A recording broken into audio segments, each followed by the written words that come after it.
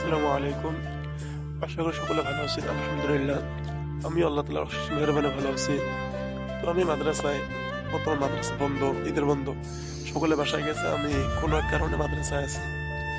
তো মাদ্রাসায় যেহেতু ঘুমিয়েছিলাম, সকালে ঘুম থেকে উঠে দেখি বাহিরে একদমই অবস্থা খারাপ। বৃষ্টি আসছিল ওইদিকে। তো বারান্দা আমাদের পুরো ময়লা হয়ে গেছে। তো বারান্দা একদম ময়লা, কাদা-মাখা অবস্থা। তো কি করি আর? আমি মাদ্রাসায় একাই। বারান্দাটা পরিষ্কার করা লাগবে। তাই আশেপাশে কিছু একটু খুঁজতেছি, তো একটা এই যে কম্বল পেয়ে গেলাম। এই কম্বলটা দিয়ে আমি এখন বারান্দাটা একদম পরিষ্কার করবো, ইনশাল্লাহ। তো কি আর করবো, যে কাজটা শুরু করলাম।